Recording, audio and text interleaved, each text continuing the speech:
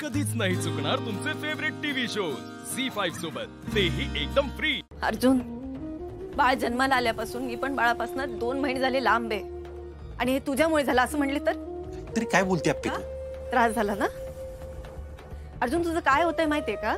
तू ठरवलं ना की ठरलं, मग बाकी कोण काय म्हणतंय ते तुला समजूनच घ्यायचं नाही कधी। कित्येक दिवस झाले बाळ नाहीये आपल्याकडे, ते कुठे आहे, कसं आहे, तू एकदा तरी विचार केलास का रे? बाळाला लस दिली नाही अजून अर्जुन। या सगळ्यातनं मला स्वतःचा राग येतो आणि तुला काय वाटतं मी कोणाचाच विचार न करता काहीतरी बडबड करते, हो ना? अर्जुन, मला स्वतःचा राग येतोय कारण अरे हिरकणी योजना आणली मी, जिल्ह्यातील कित्येक बायकांना आणि त्यांच्या बाळांचा उद्धार झालाय अर्जुन। बाल मृत्यू दर शून्यावर आणला मी, कित्येक बाळांचे आजार टळलेत आणि माझ्या बाळाचं काय? तुझं बाळ गेलंय अप्पे? नाही गेलंय, बाळ आहे आपलं। असं फक्त तुला वाटतंय की बाळ गेलंय आणि तुला बाकी कोणाचं काही ऐकूनच घ्यायचं नाहीये। ते आत्यांना कळलं आज अर्जुन। अगं हुकलीस का तू अप्पे? आत्याला पण सांगितलंस तू? मी सांगितलं नाही, त्यांना कळलं। अर्जुन, आपलं बाळ रडत होतं, त्याला भूक लागली होती। अर्जुन, अरे मला पाना फुटलाय। आत्यांना न सांगता सगळं कळालं माझ्याकडे बघून फक्त। अरे काही जरी झालं तरी हा नियतीचा संकेत आहे म्हणून विश्वास ठेवणार तू असा टोकाचा का विचार? हे संकेत म्हणतेस ना तू, फक्त तुझ्या डोक्यात आहे। फक्त आपलं बाळ गेलंय हे सत्य स्वीकारलंय मी, तू नाही स्वीकारलंस। घरच्यांनी समजून सांगितलं, वरून सांगितलं, मी सांगितलं, तू सत्य स्वीकारलं नाहीस। कारण सत्य मला माहितीये आणि ते लवकरच सगळ्यांना कळेल। अगं विचार कर ना, असं कसं होऊ शकतं? कोण असं कसं करल?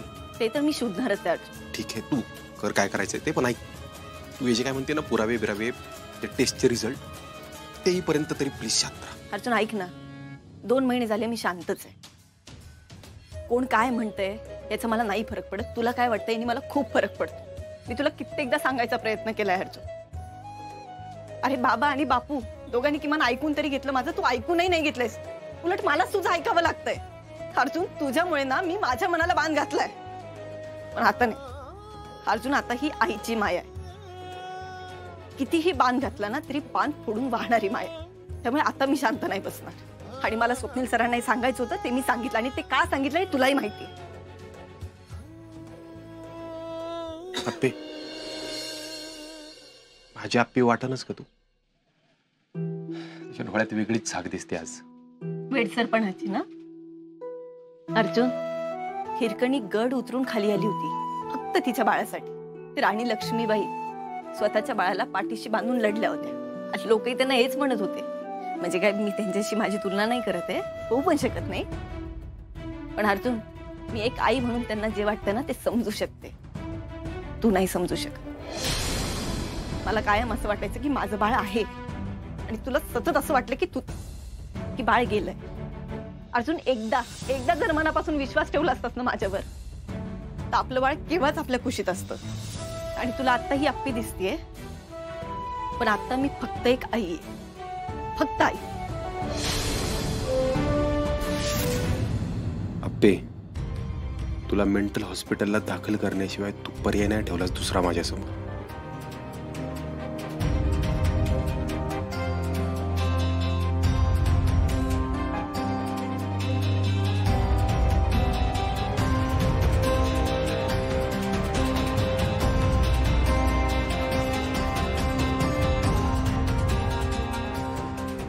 कोणाला काय बोलू नको,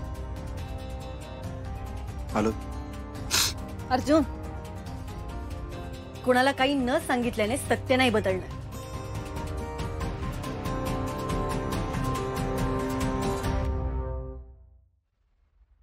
लईच घाई झाली वाटतं घरी जायची। घरची काम आहेत मला, म्हणून एवढं पळत चाललाय काय तुम्ही? मी कशी का जाईना? तुम्हाला काय करायचं? आणि ड्युटी संपल्यावर घरी जायला नको? ड्युटी संपली होय?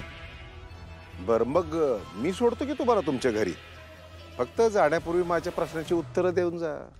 अहो कोण आहे तुम्ही आणि मी का देऊ तुमच्या प्रश्नांची उत्तरं? का त्रास देताय उगाच? मी तो माणूस आहे ज्यानं ठरवलं ना तर तुझ्या घरचं रेशन पाणी सगळं बंद करीन।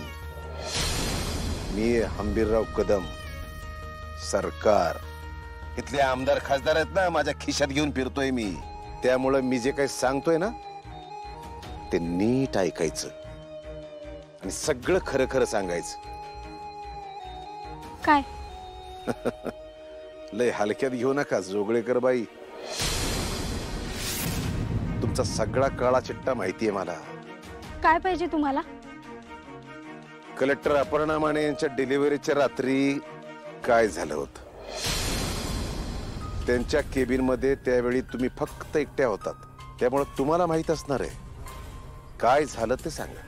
कुठं काय झालेलं आणि मला काय आठवत पण नाही. ठीक आहे ठीक आहे, नका सांगू, फक्त परिणाम भोगायची तयारी ठेवा. अहो सरकार थांबा. अहो माझी खरंच काही चूक नव्हती हो. मला फक्त गप्प बसायला सांगितलेलं. कोणी सांगितलं? डॉक्टर आकाशने. मागे माझ्या एका चुकीमुळे एका पेशंटला प्रॉब्लेम झालेला. ते डॉक्टर आकाशला माहित होतं, म्हणून त्यांनी मला धमकावलं.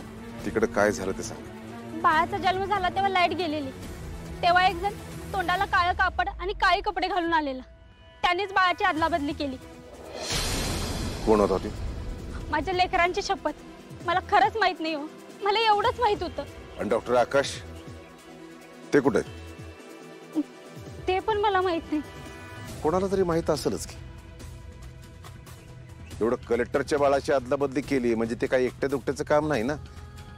अहो आता सगळं सांगितलं की मी. मला याच्या मुळापर्यंत पोहोचायचंय, त्यामुळे ही माणसं मला पाहिजेत. मी निवांतपणे सांगा, मी आहे इथंच. पण जोपर्यंत तू त्या माणसाचं नाव सांगत नाहीस ज्यानं त्या बाळाची अदलाबदली केली,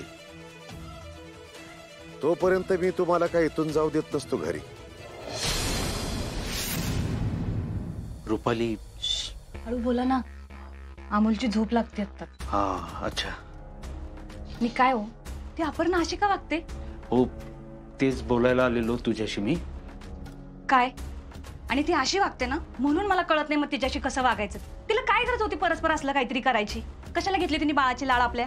अगं तू तिला अमोल जवळ येऊ द्यायची नाहीस ना, म्हणून ती अशी वागली. अहो तेव्हाची गोष्ट वेगळी होती ना.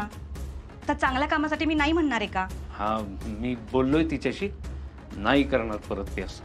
हे बघा, तिला काळजी वाटते हे समजू शकते मी, पण अमोलच्या बाबतीतले निर्णय दुसरं कोणीच नाही घेऊ शकत. कोणीच नाही, कळलं? हो हो रुपाली, कोणी दुसरा निर्णय नाही घेणार. बाळ खरंच अपर्णासारखं दिसतंय की काय? काय हो, हा काय झालं? नाही, केवढा देखणा आहे ग तो. पण एक भीती वाटून गेली मला. भीती कसली? भीती हीच की जर अमोलचे खरे आई बाबा आले तर. झी5 ॲप डाउनलोड करा आणि पहा सर्व एपिसोड्स एकदम फ्री.